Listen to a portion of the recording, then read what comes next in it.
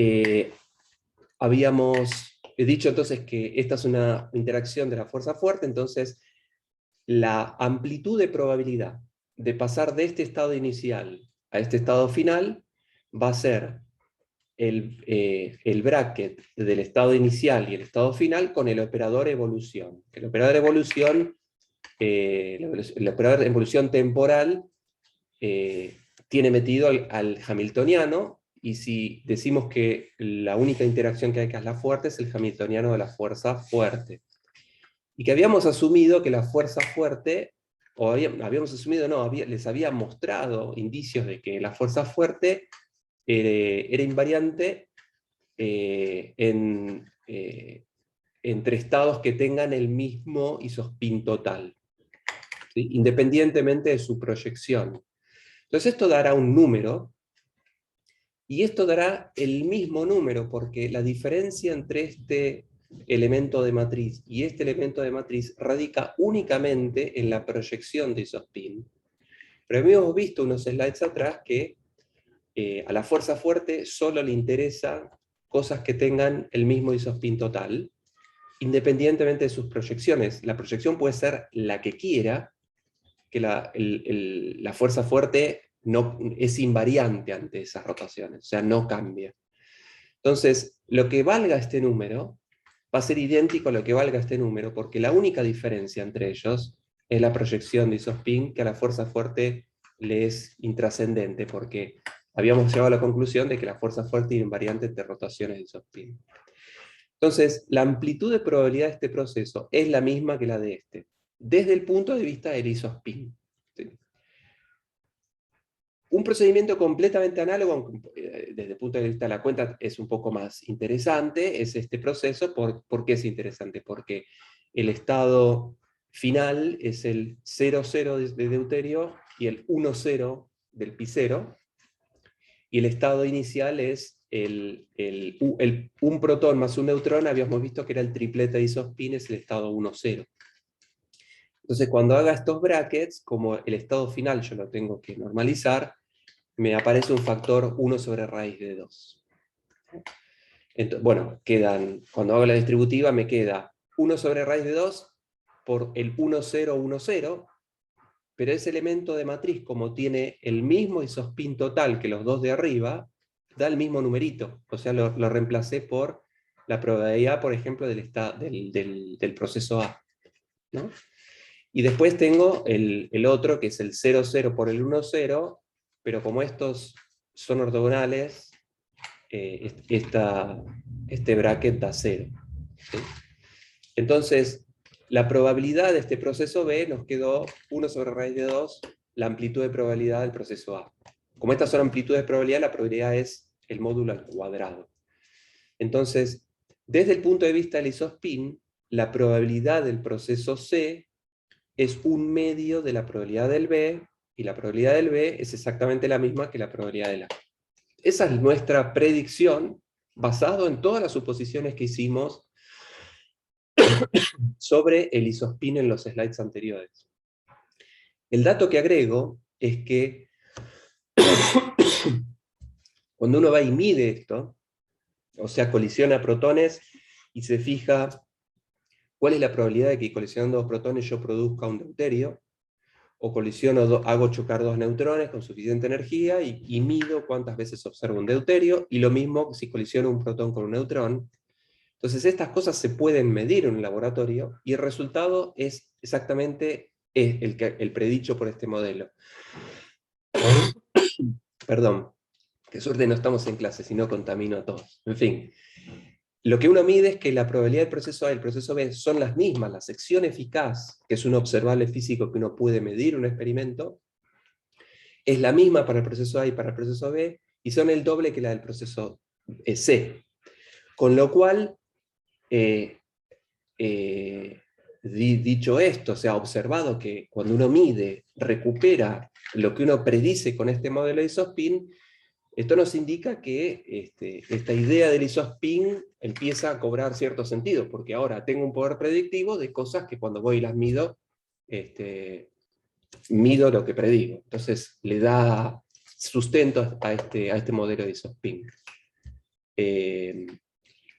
Bueno, eso es lo que tenía para comentar de este slide. No sé si hay algo que no quedó claro sobre esto.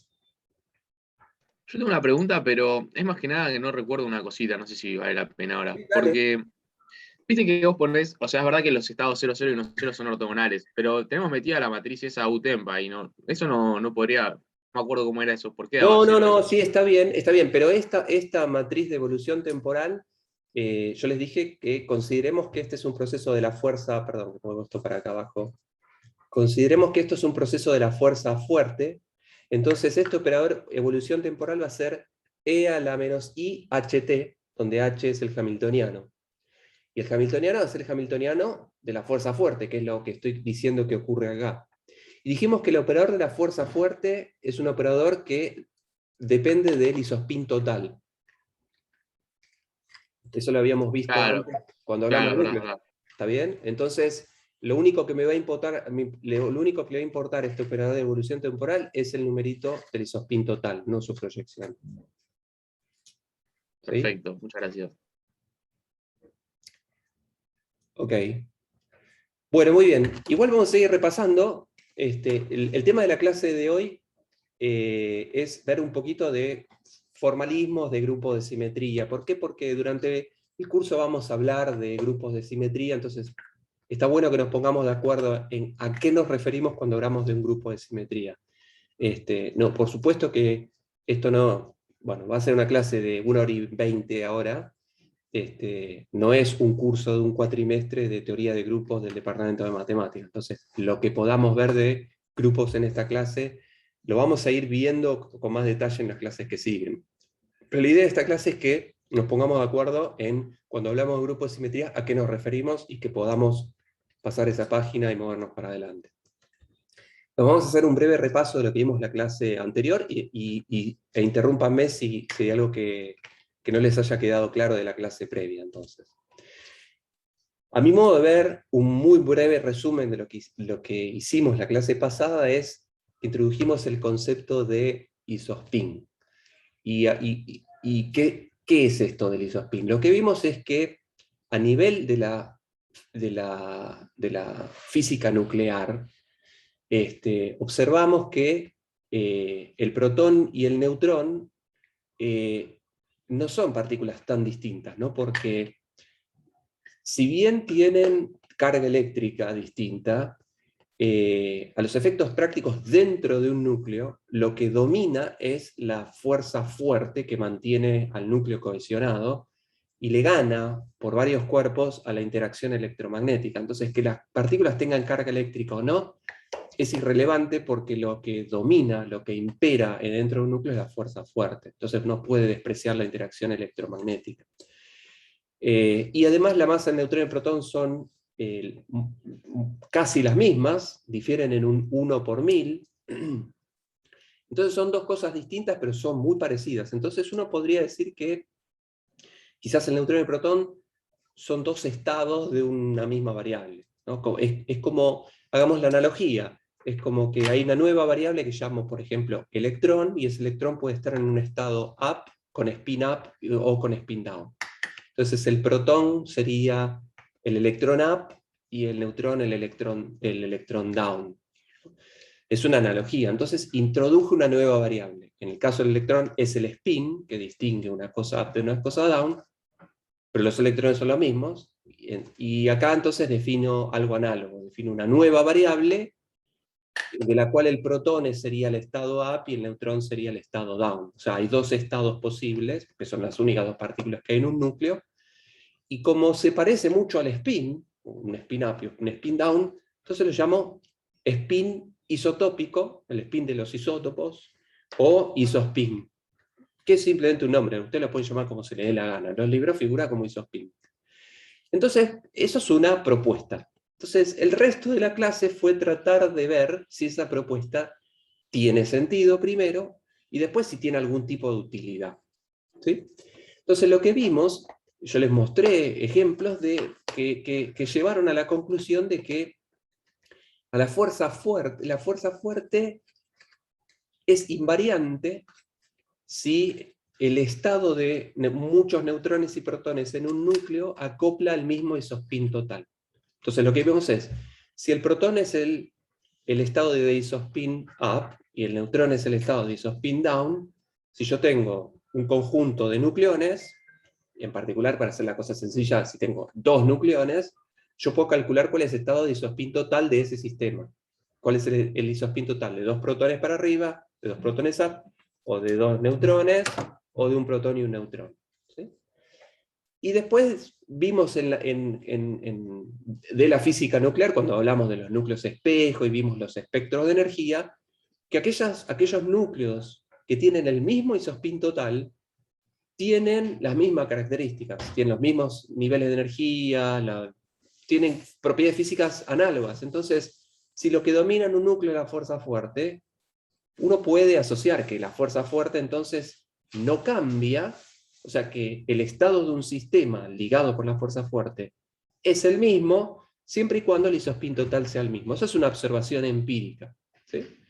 Entonces uno puede decir, bueno, entonces si le asocio el álgebra de spin al isospin, ¿qué significa eso? Que si la fuerza fuerte solo le interesa el spin total, significa que todos los núcleos tengan el mismo isospin total, van a tener las mismas características. Eso desde el punto de vista formal significa que la fuerza fuerte es invariante ante rotaciones de spin. Porque una rotación cambia la proyección del isospin, pero no cambia el módulo. Es como lo mismo que rotar el impulso angular, solamente cambia la proyección del impulso angular, pero no su módulo. Entonces, llegamos a la conclusión que la fuerza fuerte es invariante ante rotaciones de isospin. El otro punto interesante de la clase pasada fue que si uno se sale de los núcleos, sale de los sistemas donde solo hay protones y neutrones, y pienso en los multipletes de las partículas, de otras partículas, no solo protones y neutrones, sino de otros hadrones, los piones, las deltas, las sigmas, esas partículas que yo les comenté que se habían descubierto hace 60, 70 años. Lo que vimos es que, de la misma manera que el protón y el neutrón tienen masas similares, y las podemos asociar a estados de isospin que forman un multiplete, en ese caso un doblete, podemos asociar a otros grupos de partículas que tienen las mismas características, les podemos asociar también un estado de isospin. Me refiero, por ejemplo, a los piones, ¿no? Habíamos visto que los piones eran partículas que venían en un conjunto de 3 partículas, el pi+, el pi 0 y el pi-, y que las 3 tenían masas muy similares, entonces están en el mismo jueguito que el protón y el neutrón. ¿Sí? Entonces, como tengo 3 piones, entonces no me alcanza con el spin up y el spin down, me falta otro estado más. Entonces puedo pensar que tengo el isospin total 1 con proyección, más 1, 0 y menos 1. Más 1 para el pi+, 0 para el pi 0, menos 1 para el pi-. Y así sucesivamente, ¿no?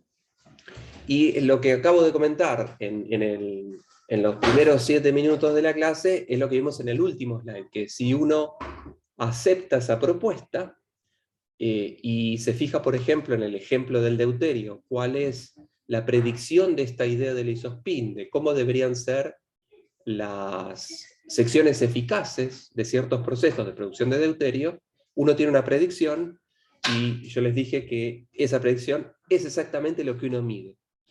Entonces esta idea del isospin empieza a cobrar un poco más de fuerza, porque las cosas apuntan en la dirección correcta, y tenemos algo nuevo para pensar, para tratar de entender el mundo de estas partículas. ¿Sí?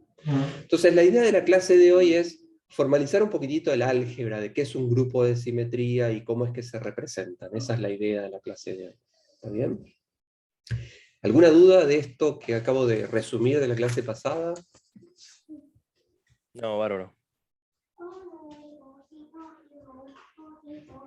Todo claro. Ok. Bueno. Bueno, muy bien, entonces avanzamos. Entonces, simetrías, ¿qué es una simetría? ¿No? Lo que les conté en el slide anterior y en la clase pasada, apunta a mostrar que si uno descubre una simetría de una variable dinámica que genera una simetría, por ejemplo, el isospin es una nueva variable dinámica, y vimos que la fuerza fuerte es invariante ante rotaciones de isospin. La fuerza fuerte solo importa el módulo de isospin, pero no su proyección. Entonces yo puedo rotar un estado de isospin que cambia la proyección, pero no su módulo, y la fuerza fuerte se mantiene igual.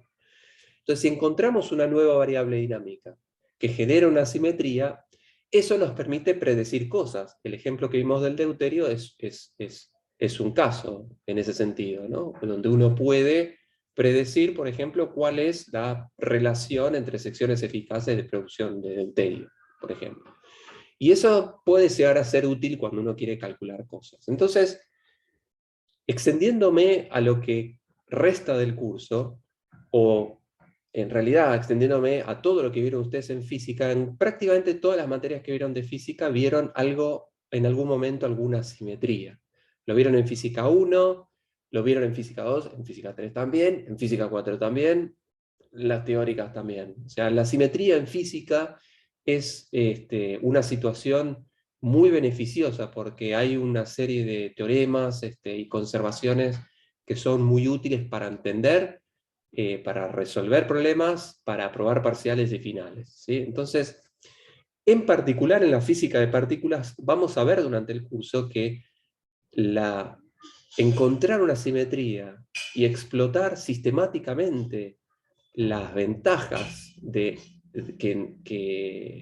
reporta entender una simetría en un problema es una herramienta muy poderosa.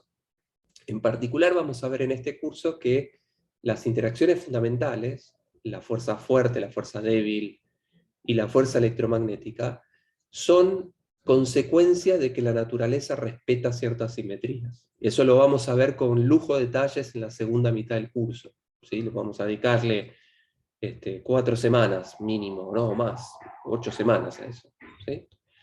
Y en particular, yo les empecé a mostrar que las partículas vienen en multipletes, ¿no? Que los piones son un triplete, que las deltas son otro triplete, perdón, un cuadruplete, que el protón y el neutrón son un doblete. Y en la primera clase les había hablado de los octetes de Gell-Mann, que los vamos a volver a ver la clase que viene. En particular, las partículas vienen en multipletes, de una dada simetría. Por otro lado, ustedes recordarán que si hay una simetría en un determinado problema, el teorema de Nether nos dice que hay una magnitud conservada. Y eso es algo muy potente para entender la física de ese problema y además para resolver técnicamente ciertas cuentas, ¿sí? Y el teorema de Nether que ustedes vieron en física 1 y probablemente en electro y quizás en cuántica también se extiende a la cuántica relativista y la teoría de campos, y eso lo vamos a ver también en la segunda mitad del curso, ¿sí? Pero les vuelvo a recalcar que si hay simetrías en un determinado problema, a través del teorema de Nether sabemos que hay una magnitud conservada y eso puede ser de gran utilidad. Ustedes vieron un montón de simetrías y podríamos repasar algunas de ellas, ¿no? Entonces hay simetrías, el teorema de Nether en mecánica clásica también se ve, en mecánica clásica también, bien, están todos lados. Bien, entonces, ¿a qué me refiero con una simetría? Una simetría significa, yo tengo un sistema y lo transformo al sistema, y si la física que yo observo entre el sistema original y el sistema transformado son la misma, entonces haber transformado mi sistema no me cambia la física, entonces digo que esa transformación deja invariante a mi sistema, y entonces digo que esa transformación genera una simetría, ¿sí? Por ejemplo, si yo tengo una esfera y yo la roto, estoy haciendo una transformación de mi sistema, ¿sí? Pero cuando yo miro la esfera como estaba o rotada, veo lo mismo. Entonces, desde el punto de vista de la física, no ha cambiado nada. Y entonces esa transformación deja invariante al sistema y está asociada a una simetría. El problema tiene simetría de revolución, ¿sí? Que yo puedo rotar arbitrariamente las cosas y la física sigue siendo la misma. Entonces, a eso me refiero con qué es la simetría y cuál es la transformación que la genera. Y las transformaciones pueden ser de distinto tipo. Ustedes conocen muy bien transformaciones del espacio y del tiempo, ¿no? Las transformaciones espaciales, por ejemplo, una traslación, ¿sí? Está asociada con la conservación del momento lineal, ¿sí? No solo se conserva el impulso lineal si yo hago una traslación rígida de un sistema, ¿sí? Y si un sistema no cambia cuando yo lo traslado rígidamente, entonces se dice que hay una simetría de traslación, y lo que se conserva en ese caso es el impulso lineal. Pero además, el operador impulso lineal es el operador que genera la transformación, ¿sí? En el caso de las rotaciones, lo que se conserva es el impulso angular, y el operador impulso angular es el operador que genera las rotaciones. Si yo quiero rotar un sistema, lo que tengo que hacer es aplicarle el operador impulso angular, ¿sí? Las operaciones, las transformaciones, un sistema que es invariante en el tiempo, ¿sí? Ante un desplazamiento temporal, está asociado a una conservación de la energía, ¿sí? Y el operador que genera esa evolución temporal y deja invariante el sistema es el operador hamiltoniano. ¿Está bien? Y después hay transformaciones internas. Por ejemplo, si uno puede tener un sistema que sea invariante ante una transformación de fase, ¿no? Si yo tengo un sistema descrito por ejemplo, una función de onda, y yo le cambio la fase y el sistema no cambia, eso tiene una simetría intrínseca, interna, y vamos a ver más adelante que el operador que lo genera puede ser la carga, por ejemplo, en el caso del electromagnetismo, la carga eléctrica. ¿Sí? Este caso lo vamos a ver con lujo de detalles dentro de un mes. Y le vamos a dedicar un mes explícitamente. ¿Sí? Entonces, lo que quiero hacer con este slide es simplemente ponernos de acuerdo con cierta semántica, ¿no? De a qué nos referimos con una simetría, qué es una transformación, y bueno, cierto tipo de transformaciones. ¿Está bien? Muy bien, entonces, definamos ahora, dado que vamos a tener transformaciones, y vamos a mirar transformaciones de simetría, transformaciones que dejan invariante algo, uno puede definir lo que se llama un grupo de transformaciones, ¿sí? Entonces, si hay un conjunto de transformaciones y ese conjunto satisface ciertas propiedades, a ese conjunto de transformaciones le vamos a dar el nombre de grupo de transformaciones. Entonces, esta es una definición arbitraria, conveniente, pero arbitraria. Vamos a decir que un conjunto de transformaciones forman un grupo si satisfacen 4 propiedades, ¿sí? Esas propiedades las vamos a llamar propiedad de clausura, de identidad, de inversa y asociatividad. ¿Qué significa la propiedad de clausura? Dada lo que se llama en matemática ley de composición, que significa una manera de relacionar de operar entre dos elementos de ese conjunto, ¿no? Si tengo dos elementos de mi conjunto de transformaciones, que llamo la transformación RI y la transformación RJ, y ambas pertenecen a mi conjunto de transformaciones, si yo hago una operación entre ellas, si la composición de estos dos elementos también pertenece a mi grupo, se dice que satisface la ley de clausura. Por ejemplo, la suma de números naturales satisface la operación de clausura. Si yo tengo dos números naturales y los sumo, el sumando, el resultado de esa suma, también es un número natural, pertenece al mismo grupo, ¿sí? Entonces satisface la ley de clausura. La propiedad de identidad, si en mi grupo de transformaciones existe una transformación, la llamamos identidad, que compuesta con cualquier otra, me deja esa otra tal cual, se dice que ese conjunto satisface la propiedad de identidad. Por ejemplo, en los números naturales, el número 1 es el elemento neutro, que es aquel que compuesto, o sea, multiplicado con cualquier otro número natural, me da un número natural, ¿sí? Me da exactamente el mismo número natural, ¿sí? Entonces esa es la propiedad de identidad. La inversa, con la inversa es, si en mi conjunto existe un elemento tal que compuesto con otro me da la identidad, entonces se dice que ese es el elemento inverso de este. ¿Sí? Y esto por ahí está escrito de una manera incompleta. El conjunto de transformaciones satisface la propiedad inversa si existe inversa para todo elemento de mi conjunto. Eso es para todo RG, exactamente, ahí va. Perfecto.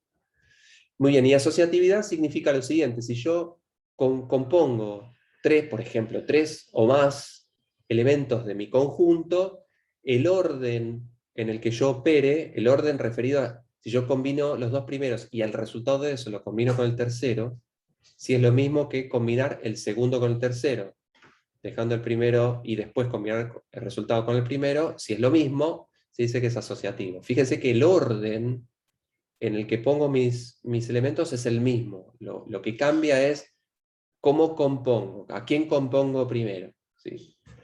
Bien. Sí se satisface además otra ley que se llama, otra regla que se llama la conmutatividad, que significa que no importa el orden en el que yo componga las cosas, o sea, componer RI con RJ, si es lo mismo que RJ con RI, si se satisface eso para todos los elementos del conjunto, a ese grupo se lo llama en particular, con nombre particular, se llama grupo abeliano. ¿Sí? Entonces, aquellos conjuntos de transformaciones que satisfagan estas cuatro propiedades, le vamos a dar el nombre de grupo. ¿Sí? Si ese grupo, además, es conmutativo, lo vamos a llamar grupo abeliano. ¿Está bien? Estos grupos pueden estar compuestos por transformaciones completamente arbitrarias. Fíjense que no dije nada sobre quiénes son las R's, ¿no? Pueden ser funciones, pueden ser matrices, pueden ser lo que a ustedes se les den las ganas, ¿no? Y pueden ser cosas continuas o discretas también. En muchos casos, estos grupos tienen representación, en muchos casos de interés para nosotros y para la física en general, estos grupos se pueden representar con matrices. ¿Sí? Ustedes ya conocen muchos grupos, y entonces por una cuestión de sintaxis y para que no se sientan que esto es algo completamente nuevo, les menciono algunos. Hay un grupo que se llama, un conjunto de grupos que se llama el grupo UN, que representa todas las transformaciones unitarias de dimensión n. Por ejemplo, U1 es una transformación de fase compleja. E a la i phi, con phi cualquier número real, es un conjunto de transformaciones unitarias que dependen de un único parámetro, phi en este caso. ¿Sí? Es cambio la fase, roto una fase. Es una rotación en el plano complejo, depende de un único parámetro, de cuánto roto, y eso es una transformación de fase de un número complejo. ¿Sí? Un subconjunto de UN es lo que llamo SUN. La S significa Special Unitary Transformation de dimensión n. Es lo mismo que antes, con un aditamento más, que son transformaciones cuyo determinante es unitario. O sea, que tienen determinante 1. ¿Sí? En particular, ustedes ya conocen un grupo de estos porque el álgebra de spin corresponde al grupo SU2. Lo vamos a ver en el slide que sigue, creo. ¿eh? Sí, lo vamos a ver en el slide que sigue. El grupo SU2 de spin, ustedes ya lo conocen. Otro grupo que conocen es el conjunto de matrices ortogonales, ¿no? Que a veces se lo llama el grupo ON. Matrices ortogonales de dimensión n, del rango de las matrices de rango n. ¿no? Y un subconjunto de n son el grupo SON, que son matrices ortogonales, que además le pido que tenga determinante 1. Y ustedes ya conocen el grupo SO3, es el conjunto de matrices que genera rotaciones en 3 dimensiones. ¿Sí? Y esas matrices que ustedes seguramente vieron en particular en cuántica, o quizás en mecánica, bueno, en cuántica explícitamente, corresponden al grupo SO3. O sea, todas estas cosas que ustedes ya vieron en distintas materias, satisfacen estas propiedades que las definen como transformaciones que generan un grupo. ¿Está bien? Bien. Hablemos un poco de cómo es que se representan estos grupos. ¿Sí? Vamos a ver que un grupo dado puede tener infinitas representaciones. ¿Sí? Y esas representaciones tienen distintas se pueden catalogar dependiendo de cuál es la dimensión que tienen esas representaciones. Ahora vamos a definir qué es la dimensión de un grupo. De todas las representaciones que pueda tener un grupo, aquella que tiene la dimensión más chiquitita, le vamos a dar un nombre, se llama representación fundamental. O sea, la representación fundamental de un grupo es la representación de dimensión más chica. Veamos un ejemplo de esto que parece trivial, pero puedo entender que no sepan qué es una representación, por ejemplo, cómo es la dimensión. Pero pensemos en el grupo SU2. O sea, pensemos que tengo un estado que es un vectorcito de dos componentes, el 1, 0, y un vectorcito ortogonal que es el 0, 1. Esto es una base de vectores de dos componentes, ¿no? Que lo puedo asociar, por ejemplo, al estado de spin up y al estado de spin down. ¿Sí? Entonces yo podría querer transformar este spin. Y ustedes ya vieron que ustedes vieron en cuántica, por lo menos, que si uno tiene un spin, lo puede rotar, ¿sí? Y que los generadores de esas rotaciones tienen representación matricial y son las matrices de Pauli, que son estas tres matrices que pongo acá, ¿no? Esta la voy a llamar sigma 1, o sigma x, sigma 2 y sigma 3, o sigma x, sigma y, sigma z. Y son estas tres matrices, que tienen que ser de 2 por 2, las que me permiten rotar el spin, que es un vectorcito que tiene dos componentes. Y esto me permite rotarlo en el eje X, esto en el eje Y y este en el eje Z. ¿Sí? Estas matrices son ortogonales, ¿sí?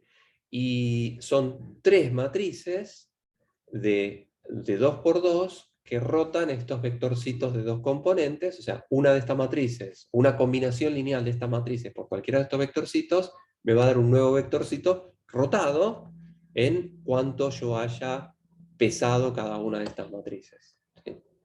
Entonces, estas matrices, recuerden que satisfacen todas las propiedades que vimos atrás. Son asociativas, tienen el elemento neutro y tienen el elemento inverso, son ortogonales, entonces son una base del grupo de transformaciones que rotan a mis dos posibles estados. ¿Sí? Estas matrices de Pauli, que conocen ustedes muy bien, tienen ciertas reglas de conmutación, ¿sí? En particular el conmutador sigma y con sigma j es proporcional a sigma k con un tensor que se llama el tensor de Levi-Civita. ¿Sí? Entonces, como no conmutan estas matrices, este es un grupo no abeliano. Porque recuerden que de todos los grupos, aquellos que además los generadores conmutan, se llama abeliano, este en particular no conmuta, entonces este es un grupo no abeliano. ¿Sí? Y las transformaciones unitarias que generan rotaciones, ustedes vieron que se pueden escribir como E a la I tita por sigma, donde sigma es el vector de estas tres matrices, es un vectorcito sigma x, sigma y, sigma z, y tita es un vector que me dice cuánto roto en cada eje. Entonces, este tita es un vector que tiene tita x, que me dice cuánto roto en el eje x, tita y, que me dice cuánto roto en el eje y, tita z, que me dice cuánto roto en el eje z. Entonces, tita por sigma me dice cuánto roto en cada eje, y cada una de estas matrices son los generadores que me hacen la rotación en ese eje en particular. ¿Sí? Y esta es, por construcción, un operador unitario, ¿sí? Y está definido en base a estos sigmas que voy a llamar generadores de estas transformaciones, ¿sí? Que me permiten rotar estos espines como se me dé la gana. ¿Está bien? Entonces, fíjense que el álgebra de spin que ustedes vieron en Física 4 y en Teórica 2, lo podemos encuadrar dentro de estos grupos.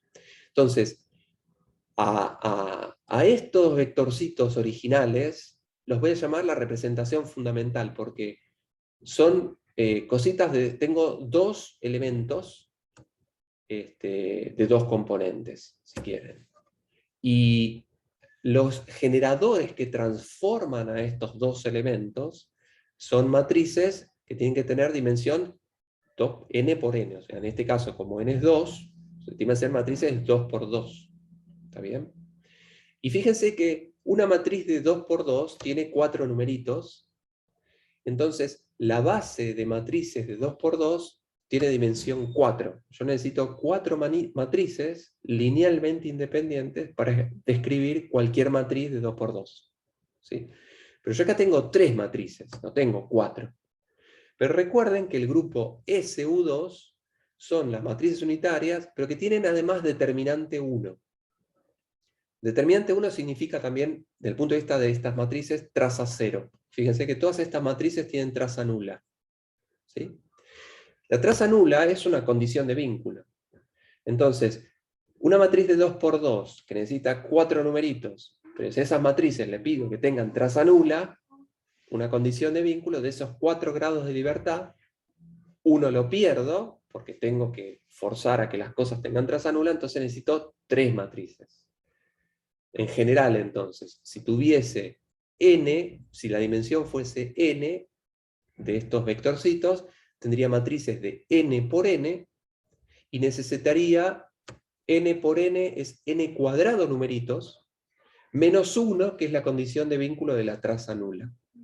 Entonces necesito n cuadrado menos 1 generadores.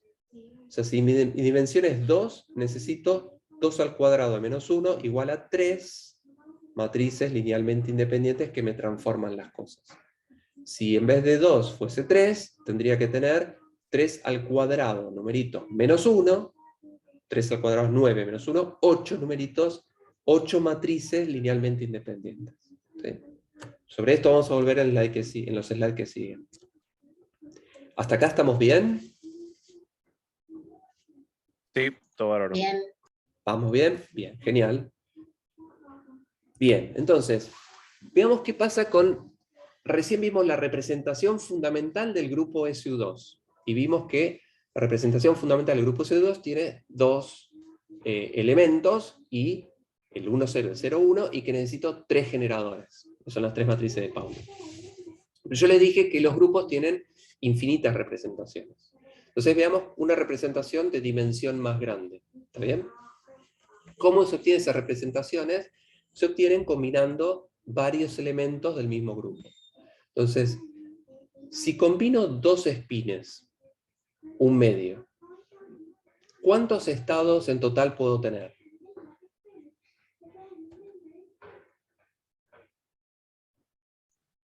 Cuatro. Bueno, sí, está escrito acá en el slide, pero además ustedes lo saben muy bien. 4 estados, exactamente. Entre esos 4 estados, que ya además los construimos en la clase pasada, cuando vimos los 2 protones, protón-neutrón, neutrón-protón y demás, hay un triplete y un singlete, ¿no? Si yo combino 2 espines, puede ser que los 2 espines sean up, los 2 espines sean down, o uno para arriba y uno abajo, con una construcción simétrica y una construcción antisimétrica, ¿no? Esos son mis 4 estados. De esos 4 estados, 3 de ellos tienen simetría respecto de permutación de sus elementos. Entonces yo tengo 2 espines up, si yo cambio el orden en el que tengo esos 2 espines up, sigo teniendo 2 espines up, es lo mismo, entonces digo que si es lo mismo es una combinación simétrica. ¿Sí? Entonces, cuando uno combina 2 espines un medio, tengo un triplete y un singlete. O sea, tengo 3 estados de spin 1 y un estado de spin 0.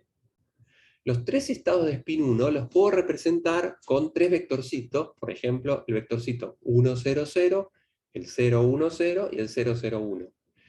Y a este lo voy a pensar como el estado de spin 1 con proyección más 1, este de spin 1 con proyección 0, y este de spin 1 con proyección menos 1. Acá están los 3 elementos del triplete. ¿Sí? Entonces fíjense que estos estados ahora tienen dimensión 3. Necesito 3 numeritos para decir cuál es este estado.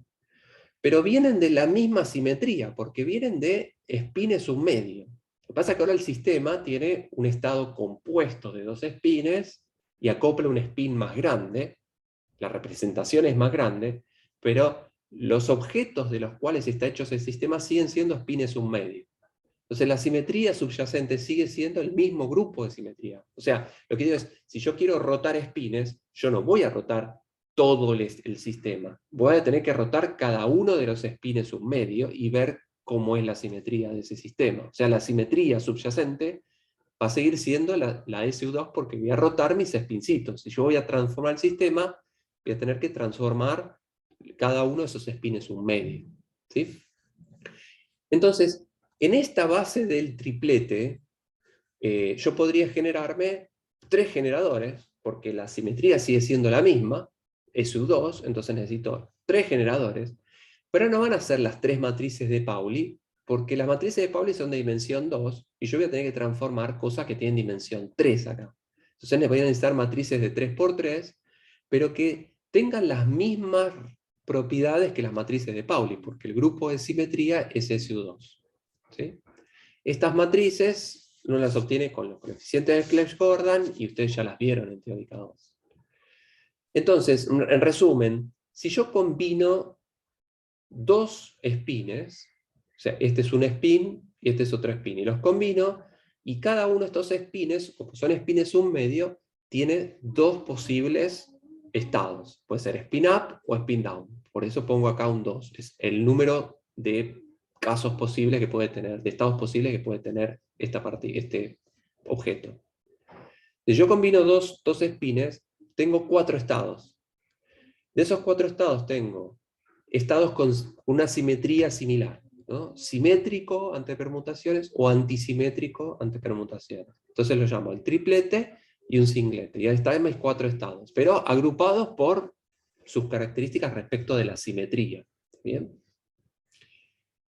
Entonces, fíjense que con el mismo grupo de simetría, o sea, con espincitos un medio, yo me puedo hacer representaciones del grupo de simetría de SU2, pero representaciones más grandes. O sea, representaciones de mayor dimensión corresponden a hacer sistemas que tengan más de un spin, más de uno de estos elementos de la base. Yo me hago un sistema con infinitos espines, la simetría sigue siendo SU2 porque son espincitos un medio, pero la representación es de orden más grande. ¿Sí? Necesito matrices más grandes, pero matrices con la misma cantidad de generadores. ¿Sí?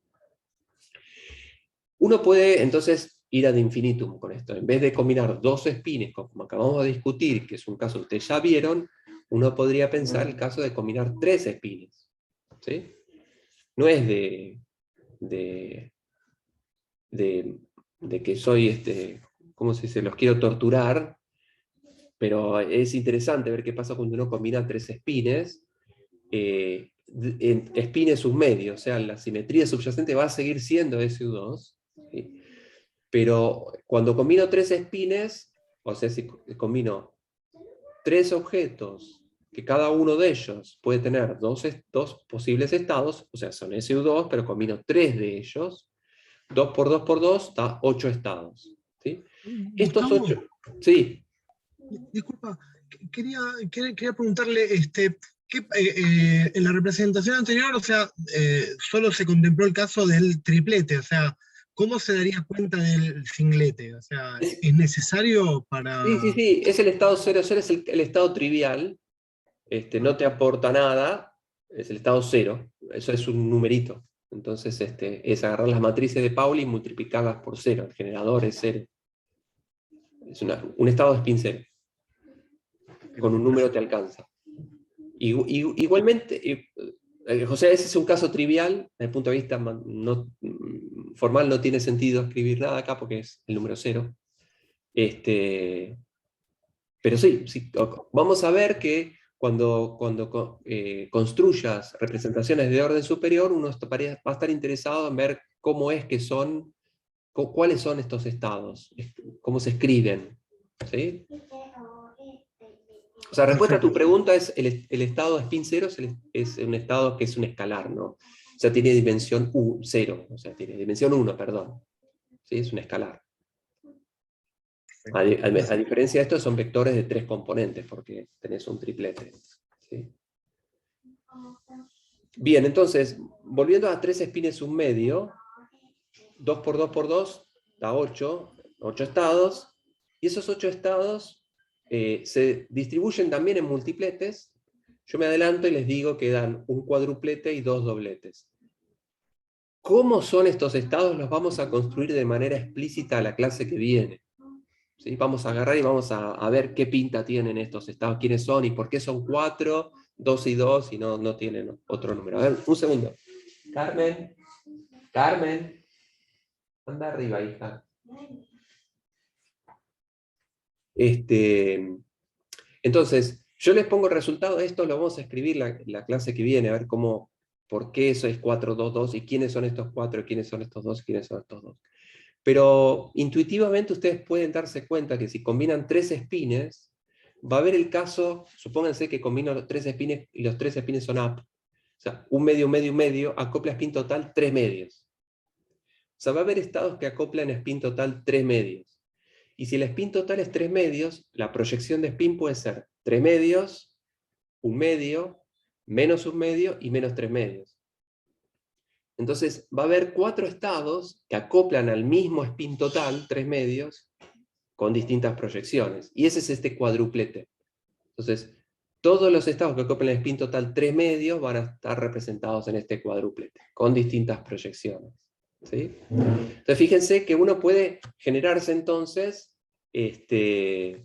multipletes de dimensión más grande, del mismo grupo de simetría. Estoy pensando siempre en objetos que son espincitos un medio, que pueden estar en estado up o en estado down. Si yo empiezo a meter muchos espines juntos, me creo estados con muchos espines multipletes, y tengo representaciones de orden más grande, de dimensión más grande. En particular, fíjense que acá hay 2 dobletes. O sea, si hay 2 dobletes, estos 2 tipos van a tener, si hay un doblete, significa que ahí hay 2 estados de spin. Entonces, si hay 2 estados de spin en un multiplete, el spin total de esos 2 estados tiene que ser un medio, y va a haber uno con proyección más un medio y otro con proyección menos un medio. ¿Sí? Entonces, este es un doblete que tiene adentro un estado de spin total, un medio menos un medio. Perdón, un medio y un medio menos un medio. Ustedes pueden preguntarse, ¿pero cómo tengo 2 dobletes? Y eso cuando lo construyamos la clase que viene va a quedar más claro, pero les adelanto, para que no se queden todo el fin de semana diciendo cómo puede ser que tenga 2 dobletes. La diferencia de estos dobletes tiene que ver con la simetría, ¿no? Esto tiene una simetría que es más simétrica y esto casi antisimétrica. ¿Sí? Lo vamos a discutir la clase que viene. Bien.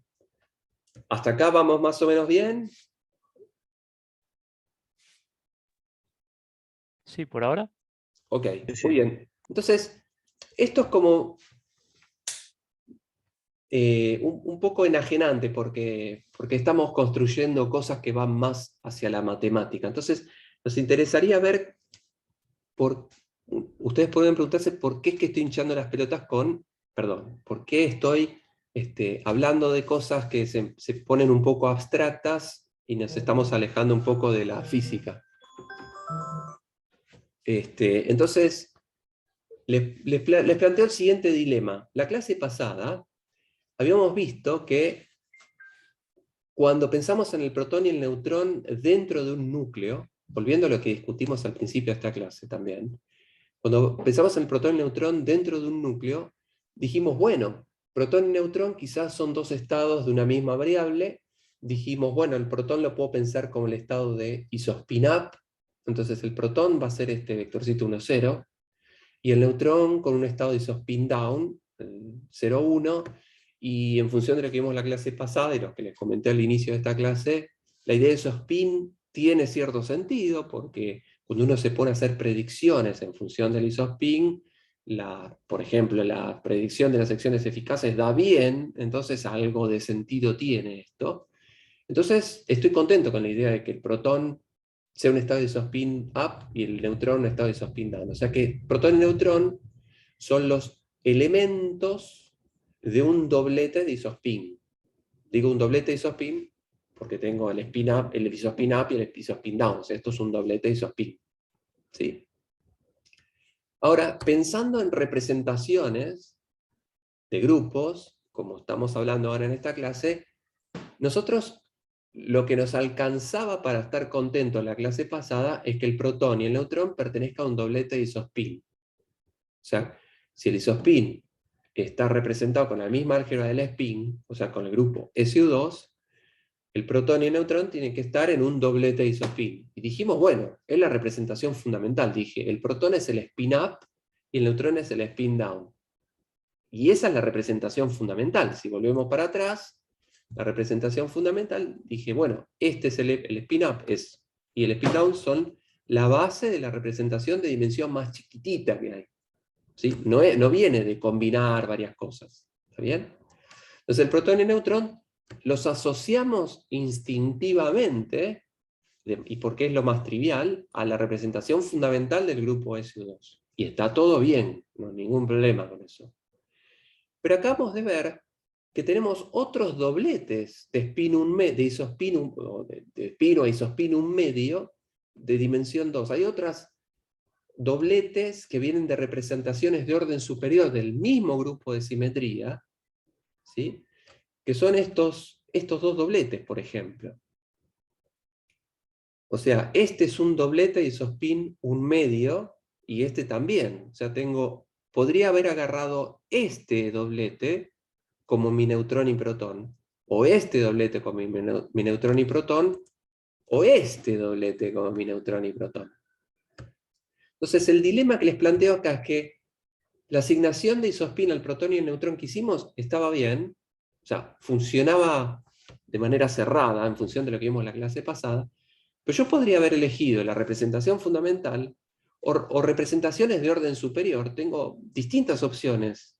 No necesariamente tiene que ser la fundamental, el doblete protón-neutrón. Podría haber sido alguno de estos dos dobletes, que también tienen los mismos números cuánticos, isospin total 1 medio.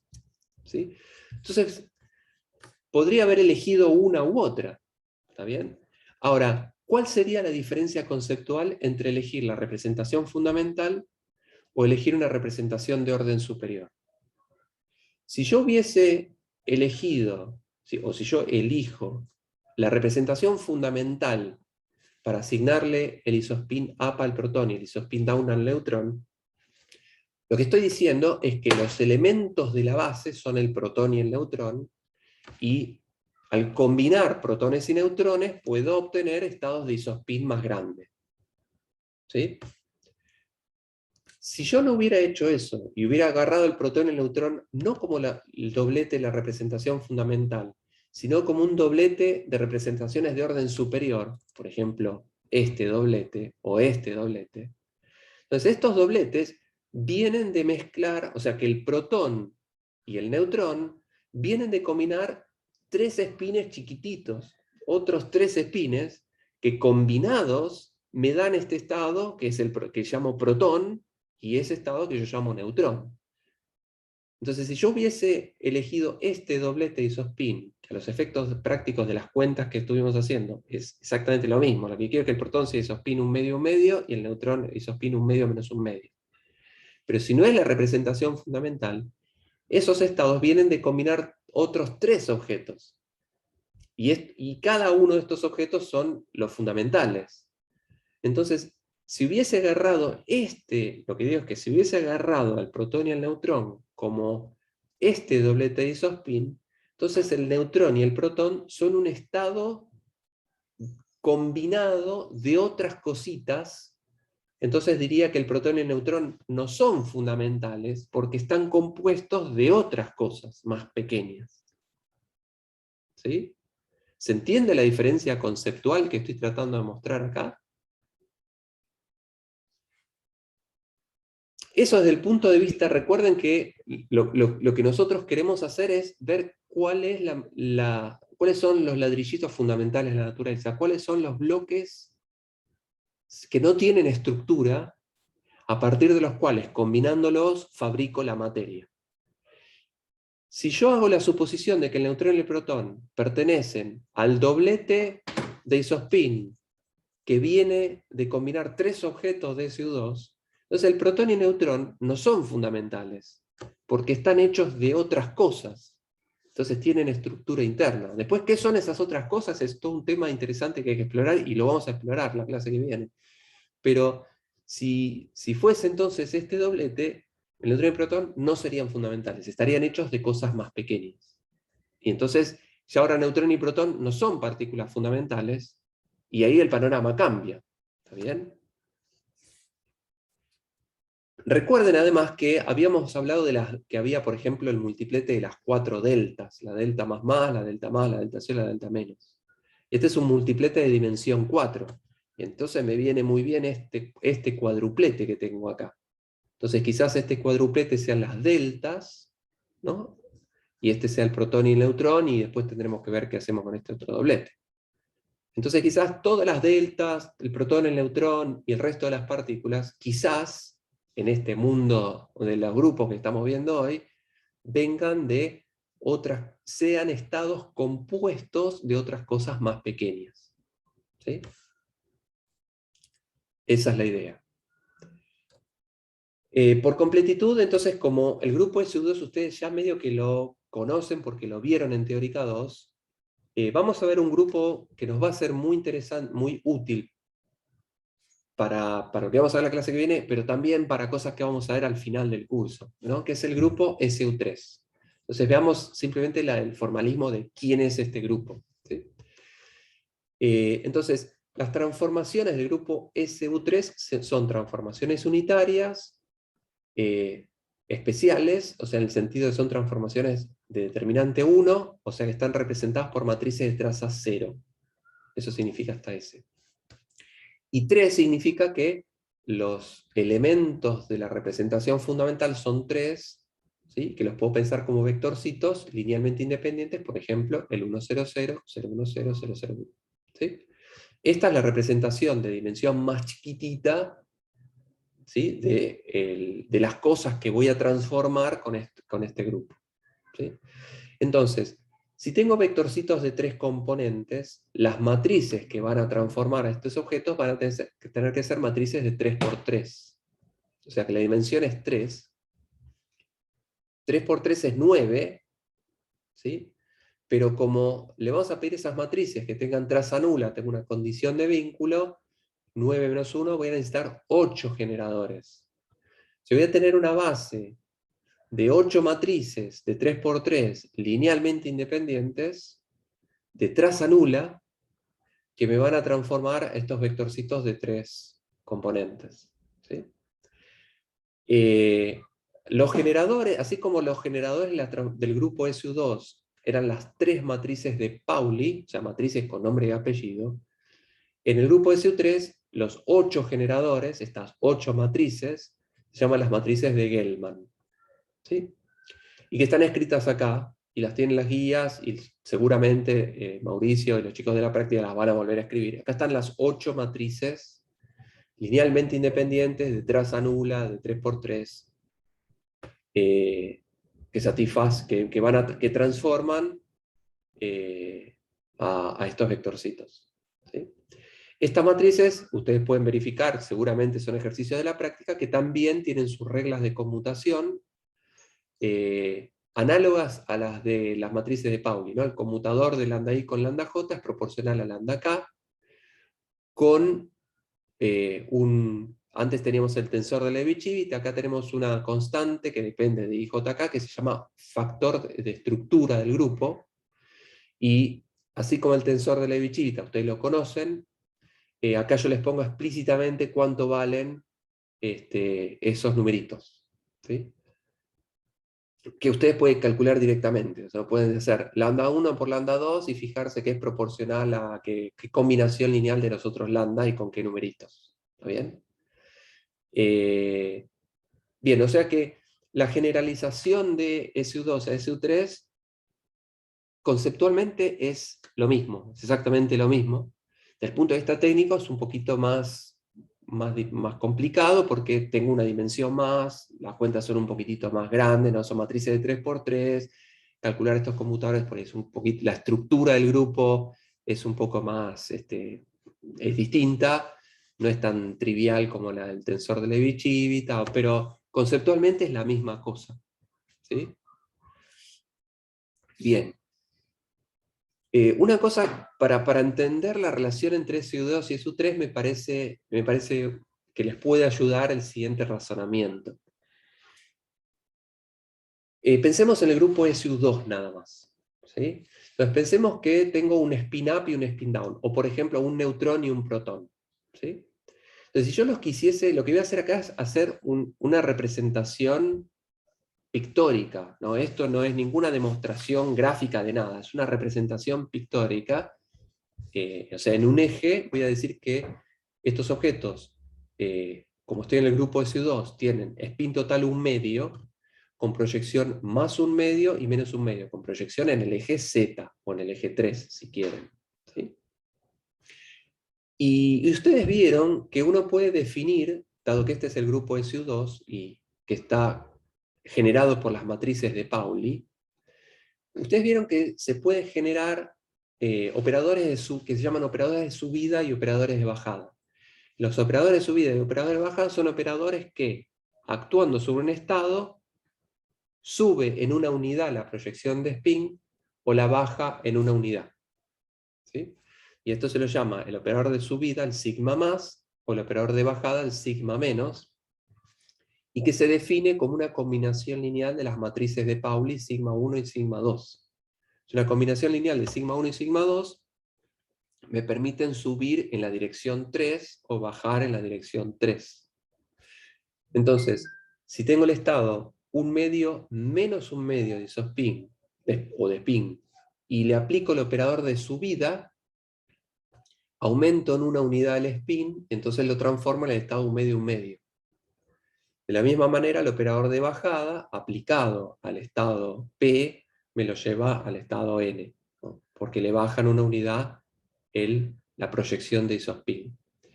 El operador de bajada me lo quiere bajar en una unidad, pero no existe el estado 1/2 menos 3/2. Entonces, aplicar el operador de bajada lo mata, me da 0.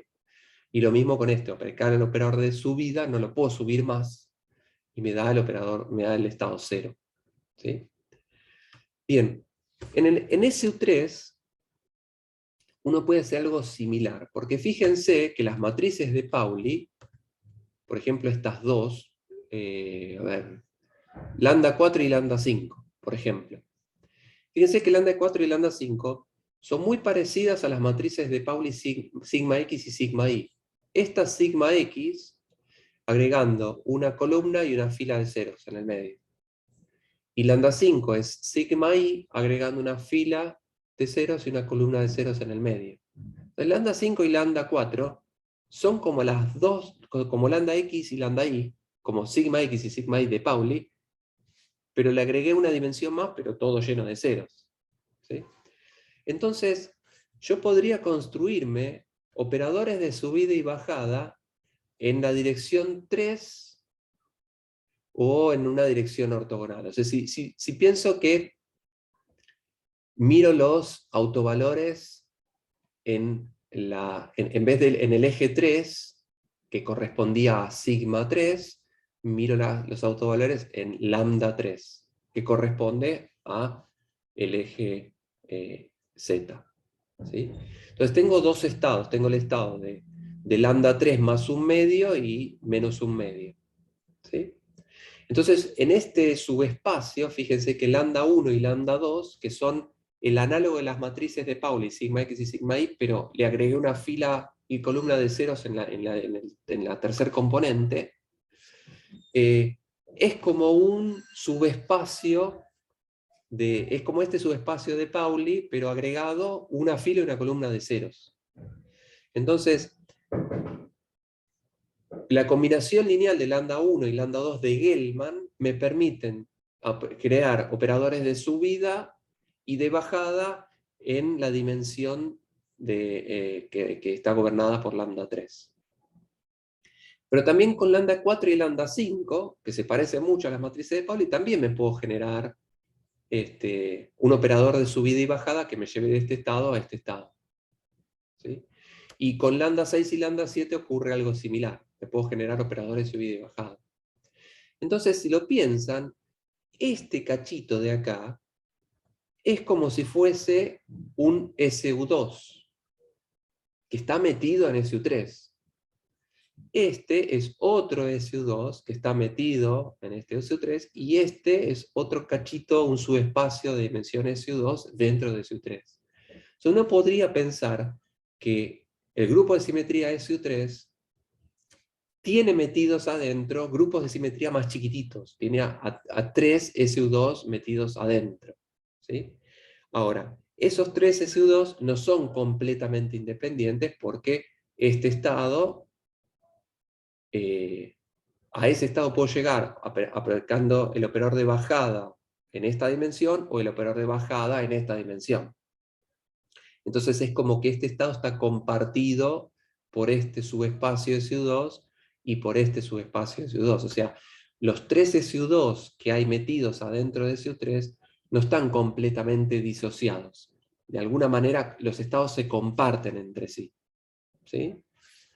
Esto que les acabo de contar es simplemente una representación pictórica para motivarlos intuitivamente a pensar que el grupo SU3 es más grande que SU2 y no es completamente distinto, sino que es SU2 más algunas cositas. Es que son varios SU2, son 3 SU2 que se muerden la cola, ¿no? Que se están tocando entre sí. ¿Sí? Muy bien. Ahora, de la misma Una manera... pregunta. Sí. Además de esos 3 SU2 que tendrían, tiene otras cosas afuera ese SU3, ¿no? Sí, sí, sí, sí. A ver, tiene otra cosa. Estos son mis 3 estados. Recordad que en SU2 vos tenés, en la representación fundamental tenés 2 elementos. El 1 menos, el 1 medio menos 1 medio, el 1 medio medio. O sea, estos son los 2 elementos de la base. Y en SU3 tengo 3. O sea, este es como si fuese el 100, el 010 y el 001. Estos son mis 3 estados. Y lo que digo es que yo los puedo transformar, los tengo que transformar con las matrices de Gell-Mann y puedo crear mi operador de subida y bajada que me muevan entre estos estados de distintas maneras. Fíjate que a este estado yo puedo llegar de acá aplicando el operador de subida o de acá aplicando el operador de subida.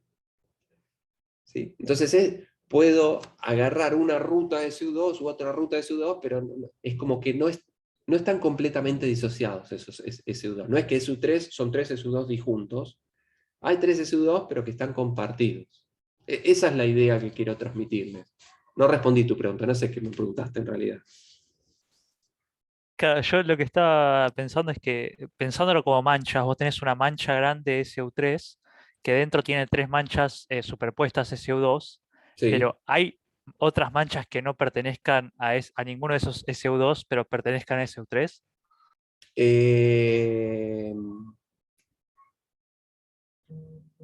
Eh, no lo sé, habría que hacer las cuentas. Tendría que pensar que no, con los 3 SU2 sos capaz de generarte todos los estados de SU3. Y hay estados que redundantes, ¿no? O sea, con 3 SU2 tenés más Claro, de lo que necesitas, y te van a dar estados que son redundantes, ¿no? O sea, no son completamente independientes. Pero claro, no hay nada, ahora entiendo tu pregunta, no hay nada que necesites adicional fuera de esos 3 SU2 para fabricarte algo de SU3. claro, perfecto. Genial, muchas gracias. Genial, muy bien. La otra cosa que querría que piensen, que vayan digiriendo para la vez que viene, es lo siguiente. Esta es la representación fundamental de SU3, donde tengo estos 3 elementos. Bueno, estos 3. La representación fundamental. ¿Sí? Ahora, yo también, como hice con SU2, podría querer torturarme a mí mismo y fabricar representaciones de orden superior del grupo SU3. Ahora, el grupo SU3 es un poco más complicado porque las matrices de Gell-Mann son 8 de 3×3, es más difícil que 3 matrices de 2×2, entonces es más complicado el álgebra, pero uno podría preguntarse, ¿cómo son las representaciones de orden superior del grupo SU3? Yo tendría que pensar qué pasa si combino 2 objetos de SU3 o 3 objetos de SU3. Entonces, acá digo 2 objetos de SU3 porque mezclo un objeto que puede estar en cualquiera de los 3 elementos de la base, con otro objeto que también puede ser el 100, 010, 001. ¿Sí?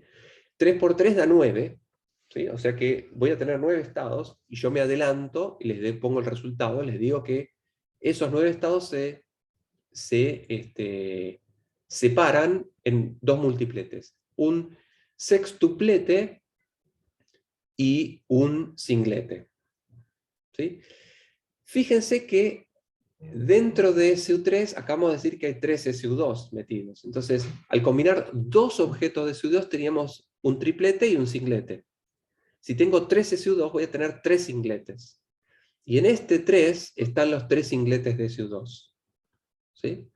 Y además del singlete tengo un triplete. Y tengo 3 SU2, o sea, tengo 3 tripletes. 3 tripletes son 9 estados, pero como discutimos recién con vos, Diego, son redundantes, esos estados no están completamente disociados, y en vez de 9 estados me quedan 6 linealmente independientes, y los 3 tripletes de SU2 están metidos en estos 6 estados independientes. ¿Sí? Cuando uno se vuelve más loco y combina 3 objetos de SU3, 3 por 3 por 3, da 27 estados, y esos 27 estados se separan en distintos multipletes, en un decuplete, en 2 octetes y en un singlete que vamos a construir en las próximas clases. Pero así intuitivamente, recuerden que 3 objetos de SU2 me daban un cuadruplete y 2 dobletes. Pero este cuadruplete, si tengo 3 SU2 metidos, voy a tener 3 cuadrupletes, o sea, 2 estados, pero esos 2 estados en realidad son 10. ¿Sí? Y porque hay estados que son redundantes, y los cuadrupletes de SU2 están metidos en este decuplete. Y estos los vamos a construir explícitamente en la clase que viene. ¿Sí? ¿Qué quería decir? Eso. Entonces, ese es el mensaje importante de la clase que hoy, y la clase que viene lo que vamos a ver es cómo construir explícitamente estos estados, ¿sí? Y uno podría preguntarse, ¿hacia dónde estamos yendo? ¿Por qué corno estamos fabricando estos multipletes grupo SU3? Y la idea de la clase que viene justamente es responder por qué, con algo que se llama modelo de quarks, ¿sí? Por lo cual le dieron el Nobel a Gell-Mann, que fue el que inventó estas matrices en el año 64. Entonces en la clase que viene vamos a darle utilidad a esta cosa que es un poquito formal y que lo vimos de una manera un poco intuitiva. Vamos a construir estos estados y vamos a ver para qué corno nos sirven estas cosas. ¿Sí? Tienen una utilidad concreta. ¿Está bien? Ese es el mensaje importante de la clase de hoy. Y como me quedan 15 minutos, tengo algo más para contarles, pero quería ver si tienen alguna duda de esto que vimos hasta acá. Yo tengo una duda. Sí, Tomás, decime.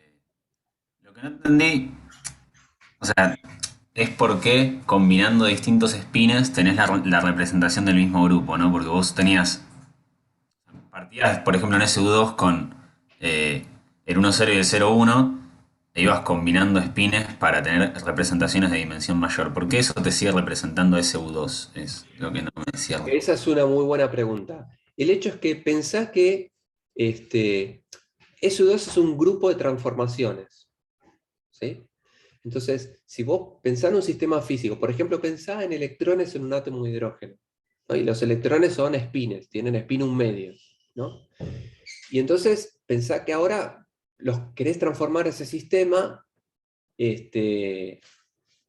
donde vas a rotar spines, vas a rotar el spin, suponete que vos decís, bueno, quiero invertir todo el universo, entonces todas las cosas que son spin up las voy a transformar en spin down, todas las cosas que son spin down las voy a transformar en spin up. Tu transformación es rotar un spin un medio. ¿Sí? Y rotar un spin un medio pertenece al grupo de simetría de SU2. ¿Está bien? Entonces, la transformación es una transformación de spin un medio y está asociada al grupo de simetría SU2. ¿Estás de acuerdo con eso? Sí, estoy de acuerdo. Si vos tenés un átomo que tiene un electrón o 30 electrones y decís, quiero cambiar todos los spins, los quiero rotar, va a seguir rotando espincito por espincito. Ah, ahí va, ok. Entonces, el grupo de simetría sigue siendo el mismo. Vas a rotar un spin un medio. En vez de rotar uno, voy a tener que rotar muchos, pero voy a rotar a cada uno de ellos. El grupo de simetría Claro. sigue siendo el mismo. Lo que pasa es que cuando vos ves el estado total, ¿sí? vas a tener que seguir siendo el mismo grupo de simetría, pero tenés que hacer más cositas, ¿sí? Pero el cómo lo vas a rotar son con las mismas matrices de Pauli. O vas a rotar un spin un medio, y eso solo puedes hacer con una matriz de Pauli. Claro, está bien. Bueno, ahora quedó mucho más claro Eso es muy todo. importante, y a mí me parece que es una confusión general de entender cuál es la simetría subyacente, qué es lo que estás transformando, y otra cosa es cuán grande es tu sistema. O sea, cuán aparatosa va a ser la cuenta que tengas que hacer para transformar un spin o 400 spines. En un caso va a ser sencillo, en otro va a ser un quilombo. Pero lo que estás haciendo, conceptualmente es lo mismo, estás rotando spin un medio. Y entonces la transformación pertenece al mismo grupo de simetría. Buenísimo, gracias. Genial.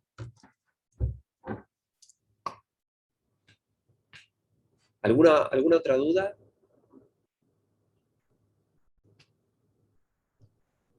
Muy bien, entonces, dado que no hay más dudas, aprovecho unos minutitos y les adelanto algo que les va a parecer un poco raro, puede ser que les suene súper descolgado, porque ya la clase de hoy, a mí, si yo fuese un alumno y veo esto por primera vez, me sentiría medio descolocado, digo, ¿para qué? ¿A dónde vamos? ¿No?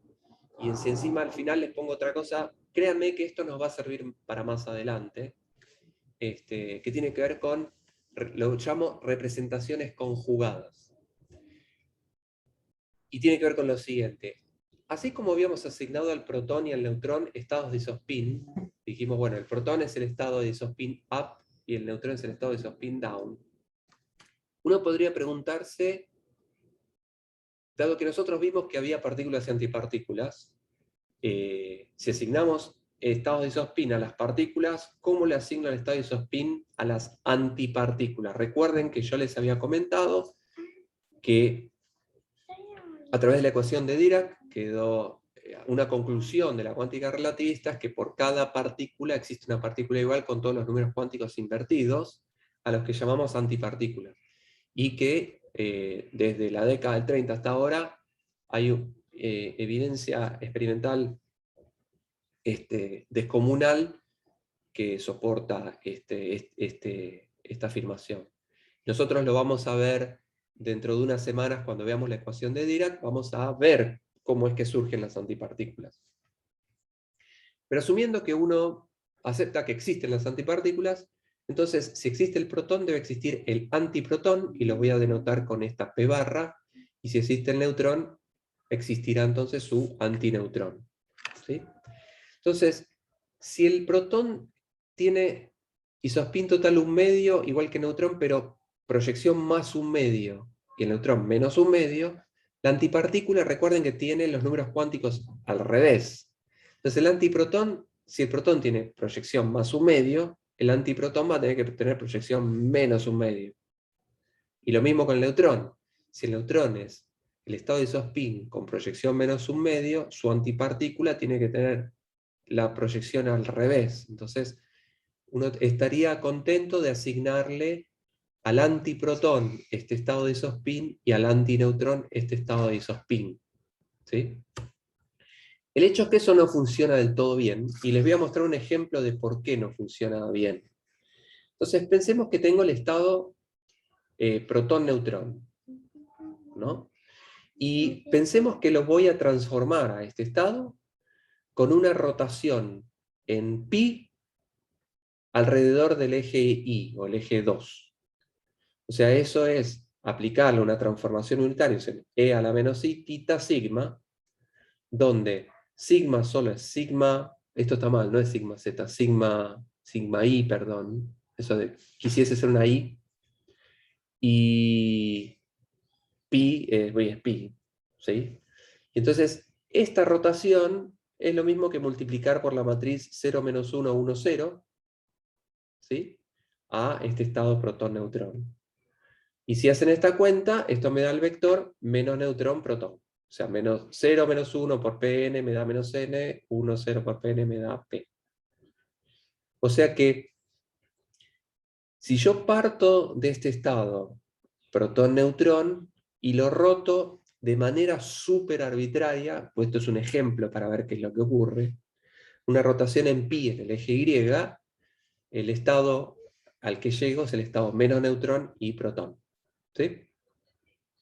Síganme en la locura, hago la misma rotación, o sea, una rotación en pi en el eje Y, del estado que le corresponde a las antipartículas. Ahora fíjense que si el protón era el estado 1,0, ahora el estado 1,0 de antipartículas es el neutrón. Entonces pongo acá arriba antineutrón, perdón. Entonces pongo acá arriba el antineutrón. Si el neutrón era el estado 0,1, el mismo estado ahora de antipartículas es el antiprotón. Entonces tendría que reemplazar a este neutrón por un antiprotón, y es exactamente lo mismo. Es el mismo vectorcito. ¿Sí? Entonces, si otra vez hago la cuenta de la misma manera que lo hice arriba, eso me da menos antiprotón, antineutrón. Entonces fíjense que el protón se transformó, o sea, el protón transformado se transformó en menos neutrón, lo escribo acá, el protón transformado se transformó en en menos neutrón, y el neutrón transformado se transformó en el protón. Se transformó en el protón. Cuando hago lo mismo con las antipartículas, me queda que el nuevo neutrón, el antineutrón, es menos el antiprotón, es este rengloncito de acá abajo, y que el antiprotón transformado me quedó el antineutrón, este renglón de acá. Y ahora comparemos cómo transforman las partículas y cómo transforman las antipartículas.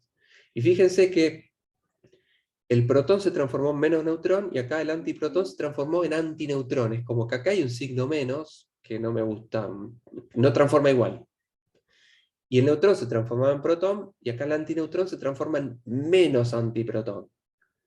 Eso significa que las partículas transforman de una manera, y las antipartículas transforman de otra. Entonces, si yo quisiese usar coeficientes de Clebsch-Gordan cuando haga alguna cuenta, voy a tener un set de Clebsch-Gordan para las partículas y un set de Clebsch-Gordan para las antipartículas, porque estamos viendo que transforman de manera distinta. Y eso es un problema, porque yo no quiero tener una técnica para transformar cosas para partículas y otra para antipartículas. Se vuelve pesado técnicamente. Entonces, una manera de arreglar eso es agregar una fase. Es decir, bueno, al antiprotón le había dicho que era el estado 0,1, 0,1, lo dejo igual. El antineutrón había dicho que es el estado 1,0, voy a decir que es el estado menos 1,0. Enchufo un signo menos acá. Y ese signo menos es una fase, si quieren. Cuando hago estas cuentas exactamente igual, que como las hice, lo que me queda ahora es que las partículas arriba y las antipartículas transforman idénticamente igual. O sea, el protón transformado, a ver, el protón se transforma en neutrón en partículas, y ahora el antiprotón se transforma en antineutrón en antipartículas también. No hay un signo de diferencia. Y lo mismo con el protón. El protón se transformó en el protón transformado es el menos neutrón, el antiprotón transformado es el menos antineutrón, o sea, con los mismos coeficientes. ¿Sí? A esto se le llama representación conjugada. O sea, si tengo una representación para partículas, las antipartículas no es simplemente invertirle ese número cuántico, sino que hay que agregar una fase adicional. ¿Sí? Eso me garantiza que yo puedo utilizar los mismos coeficientes para transformar partículas que antipartículas. Y eso desde el punto de vista técnico, muy conveniente cuando uno hace cuentas. ¿Sí? En ese sentido, si yo ahora quiero combinar una partícula con una antipartícula, o sea, si quiero combinar dos objetos de SU2, pero que uno sea una partícula y otro sea una antipartícula, eso también me va a dar un triplete y un singlete. 2 por 2 es 3 más 1. O sea, 2 por 2 es 4. Esos 4 estados me dan 3 estados con una simetría definida y un singlete. ¿Sí? Ahora, recuerden que el estado 1,1 puede venir de una partícula, que es el protón, que es el 1, 0, y el 1, 0 acá es el antineutrón. Pero para que sea el 1, 0 tengo que ponerle un signo menos. O sea, menos antineutrón es el estado 1, 0. El 1, 0 con el 1, 0 es este estado 1, 1. Pero que pensado en términos de partícula-antipartícula es protón menos antineutrón. ¿Sí? Y de la misma manera pueden ustedes construirse el estado 1 menos 1, 1, 0, como combinación de una partícula y una antipartícula. Pero las cosas cambian algunos signos. ¿Comiste la ¿Está bien? milanesa? Pero tengo un triplete y un ¿Comiste el singlete arroz y la también. milanesa? Bueno, ¿Sí? casi todo. Por algún motivo a mi familia le gusta hablar del almuerzo a 20 centímetros cuando uno da clase, pero en fin. Bueno, muy bien. Entonces, esto último les acabo de contar, representaciones conjugadas, seguramente lo van a ver también en la práctica.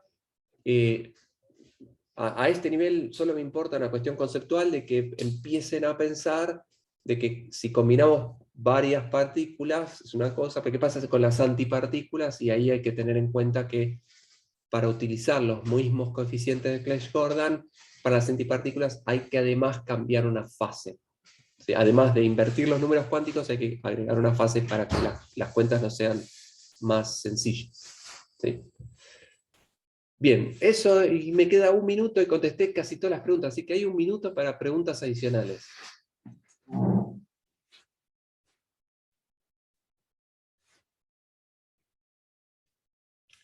No. ¿Se va entendiendo o están perdidos? O aceptaría si alguien me diga, no entendí nada de lo que estás diciendo, estoy en el horno, y entonces yo, la clase que viene, cambio mi modus operandi. O se viene entendiendo lo que estamos viendo en clase. ¿Va queriendo por ahora? Va queriendo, ok. Yo te digo porque no veo las caras del otro lado, entonces no sé si entienden o están completamente en el horno. Sí, Gustavo, yo quería preguntar si el tema del agregar la fase para las antipartículas es un tema de practicidad por el tema de los coeficientes de Clebsch-Gordan o hay algún otro fundamento detrás que No, no, no. quieras Es transformar igual. no, es simplemente eso. Vos podés elegir una convención. Podés decir, la antipartícula, le invierto el número cuántico, muy bien. Cuando hagas las cuentas vas a tener que dar cuenta de que las fases te cambian de manera distinta. Entonces vas a tener otro set de coeficientes. Entonces es simplemente por una cuestión de simplicidad a la hora de hacer cuentas. Perfecto, Simplemente gracias. eso.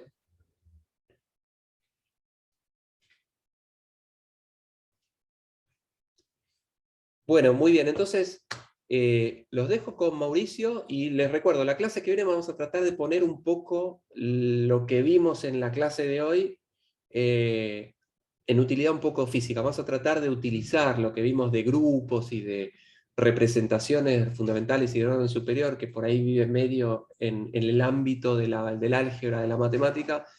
Vamos a querer utilizarlo para algo físico, y lo que vamos a ver es la idea del Nobel de Gell-Mann, que se llama modelo de quarks. ¿Sí? Bueno, entonces dejo de compartir y le paso la posta a Mauricio.